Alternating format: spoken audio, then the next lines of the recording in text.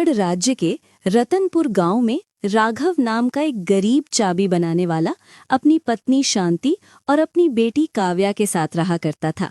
राघव अपनी cutter machine से चाबी को लगातार घिसे जा रहा था कि तभी उसकी बेटी काव्या वहां आ पहुंची। पिताजी, माँ की तबीयत बहुत खराब लग रही है। ऐसा लग रहा है जैसे उन्हें बहुत ज्यादा दर्द हो रहा है। ये तुम क्या कह रही हो बेटी? चलो चलकर देखते हैं। राघव ने अपना काम वहीं छोड़ दिया और बिना देर किए अपनी बेटी के साथ तुरंत शांति के पास भागा। शांति, क्या बात है शांति? क्या तुम्हें बहुत ज्यादा तकलीफ हो रही है? ऐसा लग रहा है जैसे ये पीड़ा मेरी जान ही ले लेगी। अरे ऐसी बातें क्यों कर रही हो? हौसला रखो शांति, तुम फिक्र मत करो। मैंने वैद्य जी को यहाँ बुलवाया है, वो बस पहुँचते ही होंगे, है ना? थोड़ी ही देर इंतजार करने के बाद वैद्य जी वहां पहुंच गए। जी आइए आइए वैद्य जी, मैं बड़ी व्याकुलता से आपका ही रास्ता देख रहा था। मसला यह है कि आज सुबह से मेरी पत्नी तकलीफ से तड़प रही है। आखिर इतना वक्त बीत जाने और इलाज होने के बावजूद इसकी सेहत में सुधार क्यों नहीं आ रहा? देखो राघव, तुम्हारी पत्नी को एक ऐसी बीमारी है जो बहुत कम लोगों को होती है। इसका इलाज सिर्फ एक खास जड़ी बूटी से ही किया जा सकता है। वो औषधीय पौधा यहाँ पास के जंगलों में ही पाया जाता है। अगर ऐसी बात है तो आप मुझे बस इतना बता दीजिए कि वो मिलेगी कहाँ। मैं उसे कहीं से भी खोज कर ले आऊंगा, आप मुझे बस वो स्थान बताइए।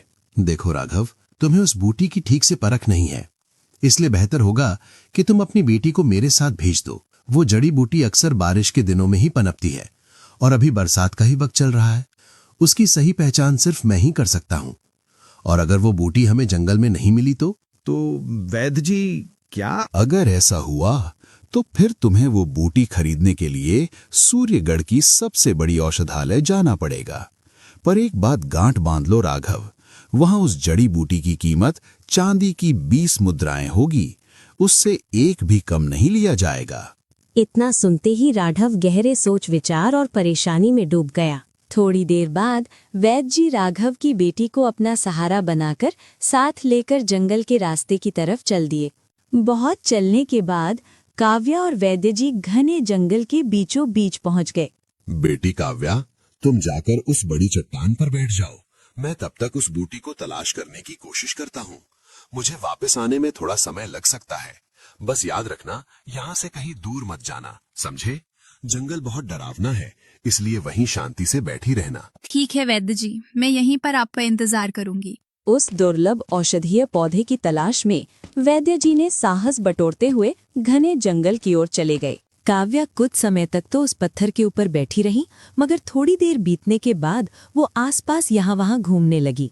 तभी अचानक काव्या की निगाह दूर दिखाई दे रही एक रहस्यमयी और मायावी गुफा पर जा टिकी।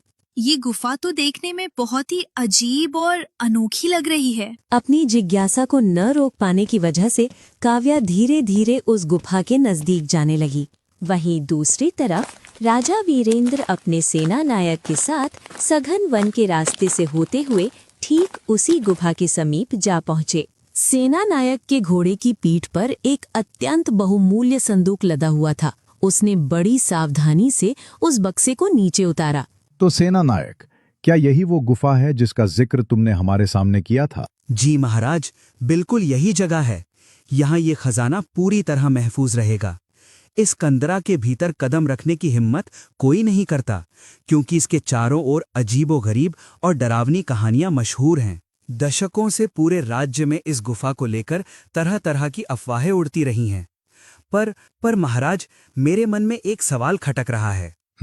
बताओ, तुम्हारे मन में किस तरह का सवाल खटक रहा? महाराज, मेरी नादानी को क्षमा करें, पर मेरी समझ से परे है कि आपने अपने पूर्वजों के सारे आभूषण दूसरे राज्य भेज दिए और उनके बदले में ये बहुमूल्य हीरे, जवाहरात और नीलम ले लिए जो इस बक्से में बंद हैं। मेरा तात्पर्य यह है कि आपने ऐसा बड़ा कदम क्यों उठाया महाराज? सेना नायक, इस संदूक में रखे इन बेशकीमती रत्नों की चमक साधारण नहीं है। इनका मूल्य इतना अधिक है कि इनसे एक पूरे साम्राज्य का शासन और व्यवस्था वर्षों तक सुचारू रूप से चलाई जा सकती है। चूंकि तुम हमारे सबसे विश्वसनीय पात्र हो, इसलिए हम तुम्हें इस राज की सच्चाई को तुम्हारे सामने बता रहे हैं। सेना नायक, तुम्हें हमारे दरबार का वो गद्दार मंत्री तो याद ही होगा, जिसने हमारे खिलाफ बगावत का झंडा बुलंद किया था। ओह, क्या आप उस धूर्त मंत्री चंदन सिंह का जिक्र कर रहे हैं महाराज? हाँ, बिल्कुल वही। हालांकि हमने उसे राजद्रोह के अपराध में राज्य से बेदखल कर दिया था और भारी अपमान के साथ राजमहल की चौखट से बाहर फिकवा दिया था। हाँ महाराज, पर मुझे डर है कि अब भी महल में कोई ऐसा गद्दार है जो छिपकर उस मंत्री की मदद कर रहा है। असल में बात यह है कि कुछ वक्त से राज खजाने से पैसा धीरे धीरे गायब हो रहा था। इसीलिए मैंने सारा खजाना दूसरे राज्य भेजकर उसके बदले ये कीमती रत्न ले लिए। जब तक मैं उस महल के गद्दार को पकड़ नहीं लेता, तब तक मैं चाहता हूं कि ये खजाना यहाँ सुरक्षित रहे। ओ, अब मुझे पूरी बात समझ में आई महाराज। चलिए फिर देर किस बात की, अब गुफा के अंदर चलते हैं। आइए महाराज, अंदर आइए। राजा वीरेंद्र और सेनानायक गुफा के भीतर चले गए। थोड़ी देर बाद दोनों गुफा के बिल्कुल बीचों बीच खड़े थे। जैसे ही राजा वीरेंद्र ने वो संदूक गुफा की जमीन पर रखवाया, उसी क्षण पूरी गुफा बिजली की कड़क और भूकंप जैसे भयानक झटकों से थर्रा उठी और ऐसा प्रतीत होने लगा मानो प्रलय स्वयं उस गुफा में उतर आई हो। बाप रे! संभालो, अपने आप को संभालो। सेनानायक, ये अचानक क्या होने लगा? ये गुफा ऐसे क्यों हिल रही है? महाराज, कुछ समझ नहीं आ रहा। मुझे लगता है हमें तुरंत यहाँ से बाहर भागना चाहिए। जल्दी चलिए महाराज, कहीं ऐसा ना हो कि इस गुफा की छत टूटकर हमारे ऊपर ही गिर जाए। आइए जल्दी बाहर निकलिए, चलिए जल्दी कीजिए। अगले ही पल वहां से रंग बिरंगी रोशनी की किरणें निकलने लगी और एक दरवाजा सा बन गया। देखते ही देखते वो खजाना उस दरवाजे के अंदर समा गया और दरवाजा बंद हो गया। अरे ये क्या हो गया सेनानायक? यहाँ अचानक ये दरवाजा कहाँ से आ गया? अभी तो यहाँ कुछ भी नहीं था। बाप रे बाप, देखिए महाराज, ये दरवाजा तो देखने में बहुत ही अजीब और जादुई लग रहा है। महाराज, ये क्या माया जाल है? मुझे भी कुछ समझ नहीं आ रहा। हमें किसी भी तरह यहाँ से फौरन बाहर निकलना होगा। चलिए महाराज, जल्दी बाहर आइए। राजा वीरेंद्र जैसे ही थोड़ा और आगे बढ़े, तभी रंग बिरंगी रोशनी के बीच एक और नया दरवाजा वहां दिखाई देने लगा। सेनानायक, देखते ही देखते यहाँ तो दो दरवाजे बन गए। आखिर इस गुफा में ये सब हो क्या रहा है? मुझे तो कुछ समझ नहीं आ रहा। महाराज, अपने आप को संभालिए। गुफा अभी भी थरथरा रही है। हमें बिना देर किए यहाँ से बाहर निकलना होगा। चलिए महाराज, जल्दी कीजिए। आइए, भागिए यहाँ से। जैसे ही वे दोनों भागकर गुफा से बाहर आए, रंग बिरंगी रोशनी चमकी और गुफा का तीसरा मुख्य दरवाजा वहां दिखाई देने लगा। देखते ही देखते वो दरवाजा पूरी तरह से बंद हो गया। राजा वीरेंद्र ये सब देखकर तंग रह गए। उन्होंने अपनी आंखें फाड़कर गुफा के उस आखिरी दरवाजे को बहुत गौर से देखा। उस दरवाजे पर एक बहुत ही अजीब सा ताला लगा हुआ था, जिस पर सूरज का एक निशान बना हुआ था। सेनानायक, तुमने गौर किया? जब पहला दरवाजा दिखाई दिया, तब उस पर कमल के फूल का एक अजीब सा निशान था। जब दूसरा दरवाजा आया, तो उस पर त्रिशूल बना हुआ था और अब इस तीसरे दरवाजे पर तो सूरज का निशान बना है। ये सब बहुत ही अजीब निशान है। अब समझ नहीं आ रहा कि हम इन दरवाजों को खोलेंगे कैसे। महाराज, अब अगर एक तरफ से देखा जाए तो हमारा खजाना यहाँ पूरी तरह सुरक्षित हो गया है। जब भी हमें इस खजाने की जरूरत होगी, हम इसे खोलने की कोशिश करेंगे। अभी सबसे जरूरी तो यही था कि खजाना किसी गलत हाथ में ना पड़े। चलिए महाराज, अब हमें महल की ओर चलना चाहिए। आइए। उन दोनों को ये बिल्कुल पता नहीं चला कि दूर खड़ी राघव की बेटी काव्या ये सब कुछ बहुत ध्यान से देख रही थी। काव्या तुरंत दौड़ती हुई उसी चट्टान पर वापस आ गई जहां वो पहले बैठी हुई थी। थोड़ी देर बाद वैद्य जी और काव्या गांव की तरफ वापस आ गए। घर पर राघव बड़ी बेसब्री से वैद्य जी का इंतजार कर रहा था। वैद्य जी को खाली हाथ देखकर राघव हैरान रह गया। वैद्य जी, आपके हाथ में मुझे वो जड़ी बूटी कहीं नजर नहीं आ रही है। वो कहाँ है? किस्मत खराब है राघव।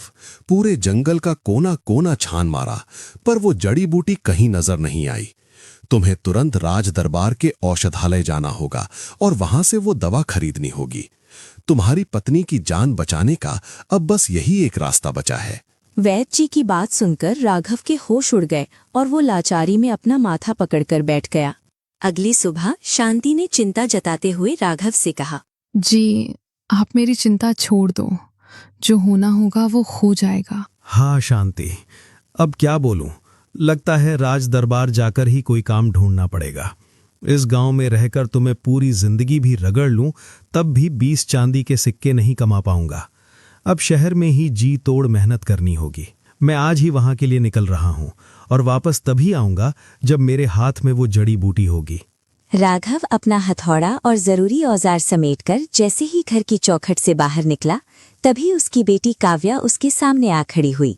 पिताजी रुकिए, मुझे आपसे बहुत जरूरी बात करनी है। हाँ हाँ बेटा, कहो क्या बात है। तुम इतनी परेशान क्यों लग रही हो? फिर काव्या ने बिना देर किए वो सब कुछ कह सुनाया जो उसने गुफा के पास अपनी आंखों से देखा था। ओ बेटा, ये राजमहल की बातें हैं और बेहतर होगा कि ये वहीं तक दबी रहें। जो कुछ भी तुमने देखा है उसे एक बुरा सपना समझकर भूल जाओ। खबरदार जो गांव में किसी से भी इस बारे में कोई जिक्र किया। समझ रही हो ना मैं क्या कह रहा हूँ? फिर राघव भारी मन से सूर्यगढ़ राज्य के राजदरबार की ओर निकल पड़ा। राघव अभी जंगल के आधे रास्ते तक ही पहुंचा था कि अचानक उसके कानों में घोड़ों के दौड़ने की आवाज पड़ी। आहट सुनते ही वो ठिठक गया और चौकन्ना होकर चारों तरफ देखने लगा। देखते ही देखते 3 घोड़े उसके करीब आकर रुक गए। उन घोड़ों पर 3 नकाबपोश लुटेरे सवार थे, जिन्होंने अपने चेहरे छिपा रखे थे। वे तीनों फुर्ती से अपने घोड़ों से नीचे उतरे। तभी उनके सरदार ने अपने चेहरे से नकाब हटाया। उसे देखते ही राघव के होश उड़ गए और वो हक्का बक्का रह गया। अरे कौन हो तुम लोग और इस तरह मेरा रास्ता क्यों रोका है? हमें पहचाना नहीं? हम वो हैं जिनसे ये पूरा इलाका थर थर कांपता है। हम लुटेरे हैं। और तू कौन है और इस सुनसान जंगल में कहाँ जा रहा है? देखिए साहब, मैं तो एक मामूली सा ताले चाबी बनाने वाला हूँ। ताम की तलाश में राज दरबार की ओर जा रहा हूँ ताकि वहां अपनी सेवा से 2 पैसे कमा सकूं। सरदार ने एक तिरछी नजर अपने साथियों पर डाली और मुस्कुराते हुए बोला, साथियों, हमारी तो लॉटरी लग गई। ये तो ताले चाबी बनाने वाला कारीगर है जिसकी हमें तलाश थी। अब हमारा काम एकदम आसान हो जाएगा। सही कह रहे हो सरदार, उस गुफा के दरवाजे का ताला यही खोल सकता है। इसकी बनाई चाबी से हमारा काम बन जाएगा। कौन सी चाबी? कैसी गुफा? आप लोग किस बारे में बात कर रहे हैं? बताएंगे रे, सब बताएंगे। तुझे सब कुछ तसल्ली से समझाएंगे, पर फिलहाल तुझे चुपचाप हमारे साथ चलना होगा। चल, देर मत कर। अरे रुकिए, मेरी बात तो सुनिए। देखिए साहब, मेरी पत्नी की तबीयत बहुत खराब है। मुझे उसके लिए जड़ी बूटी लेने जाना है। भगवान के लिए मुझे जाने दीजिए, उसे मेरी जरूरत है। नहीं नहीं, इतना आसान नहीं है। जब तक तू हमारा काम पूरा नहीं करेगा तब तक तू यहाँ से हिल भी नहीं सकता। और सुन, अगर तूने ज्यादा होशियारी दिखाई या हमारी बात टाली तो तुझे सीधा यमराज के पास भेज देंगे। समझ गया? राघव बुरी तरह डर गया और जान बचाने के लिए उन नकाबपोशों के साथ जाने के अलावा उसके पास कोई चारा नहीं बचा। वे तीनों लुटेरे राघव को उसी रहस्यमयी गुफा के सामने ले आए, जिसका जिक्र गांव में कहानियों की तरह होता था। गुफा के विशाल पत्थर को देखते ही राघव की आंखें फटी की फटी रह गईं। उसे तुरंत अपनी बेटी काव्या की सारी बातें याद आ गईं, जो उसने सुबह बताई थीं। देख, आंखें खोलकर इन विचित्र तालों को देख। इस मुख्य द्वार पर सूर्य का चिन्ह बना हुआ है। इसके ठीक पीछे एक और गुप्त द्वार है जिस पर कमल अंकित है। और कहानी यही खत्म नहीं होती। उस दूसरे द्वार के अंदर एक तीसरा दरवाजा भी है जिस पर त्रिशूल का निशान बना है। तुझे इन तीनों प्रतीकों के रहस्य को समझना होगा और इनकी ऐसी चाबियां तैयार करनी होंगी जो इन्हें एक झटके में खोल दें। समझ गया या फिर से समझाऊं? मैं सब समझ गया साहब, लेकिन एक बात मेरी समझ में नहीं आ रही। आप लोग बाहर खड़े हैं तो आपको ये कैसे पता कि इस द्वार के अंदर 2 और दरवाजे हैं? क्या आप पहले कभी अंदर गए हैं? ये फालतू की बकवास बंद कर और अपना ज्यादा दिमाग मत चला।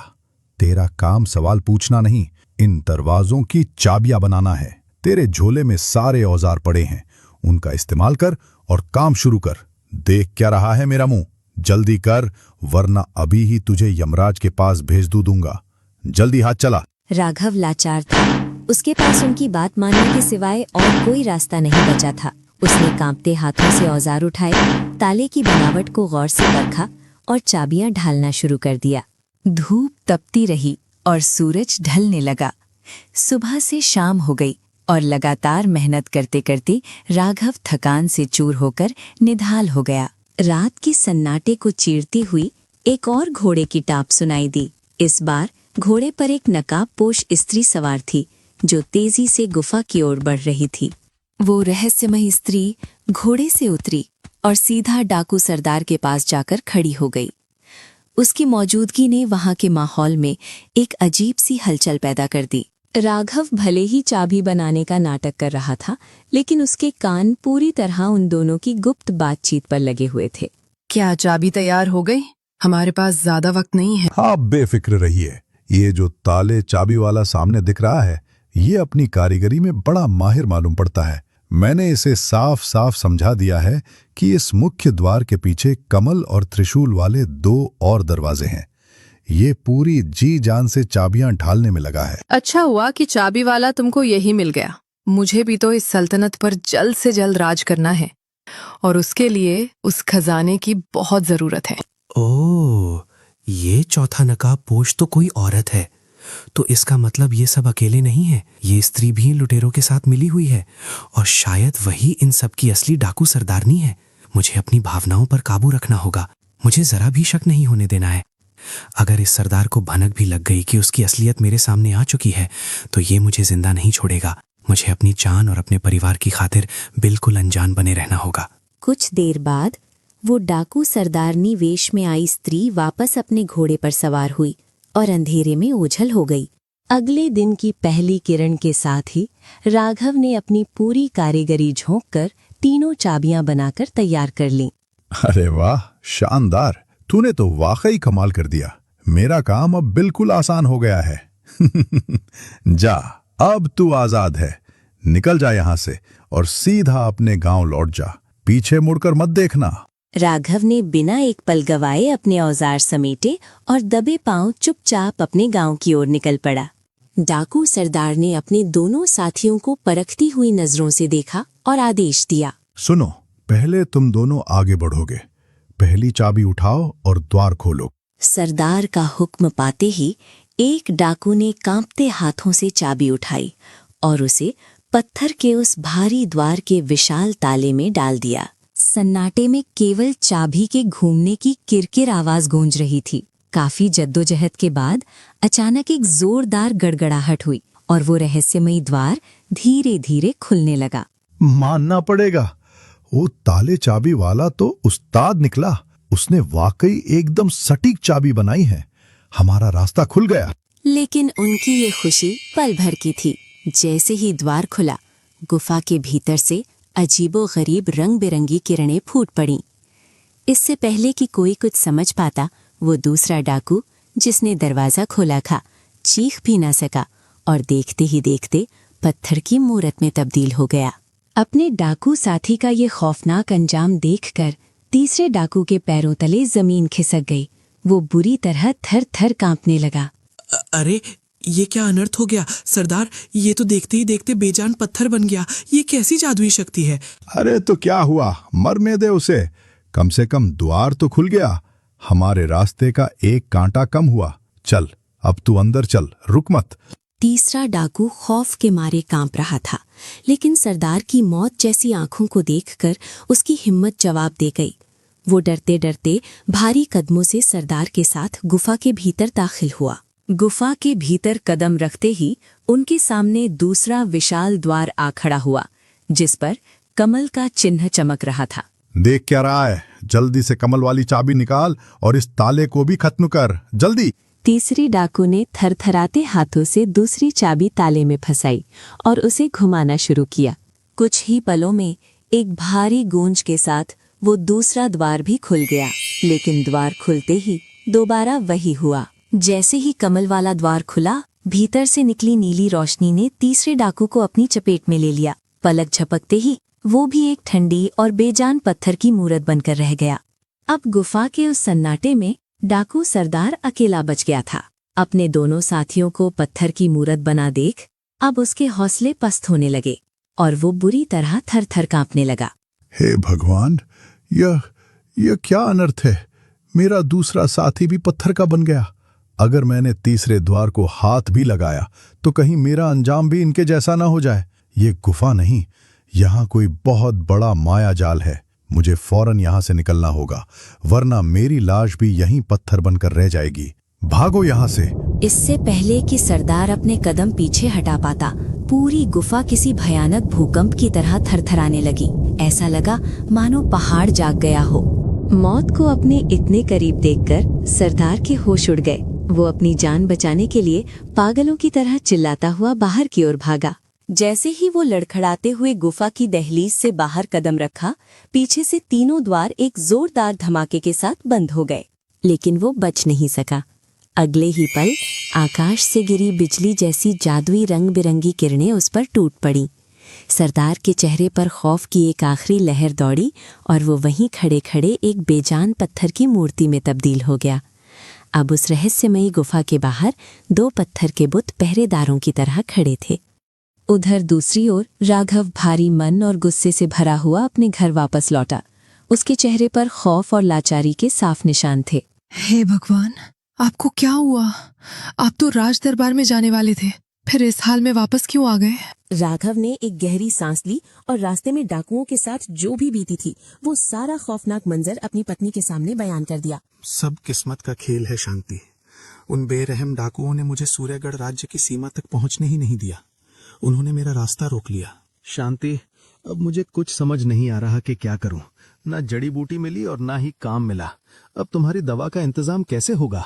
अभी दोनों इसी उधेड़ बुन में थे कि तभी गांव के वैद्य जी बड़ी हड़बड़ाहट में वहां आ पहुंचे। अरे बेटा राघव, क्या तुम सूर्यगढ़ राज्य के राज दरबार के उस बड़े औषधालय से पत्नी के लिए जड़ी बूटी ले आए? नहीं वैद्य जी, मैं तो वहां पहुंच ही नहीं पाया।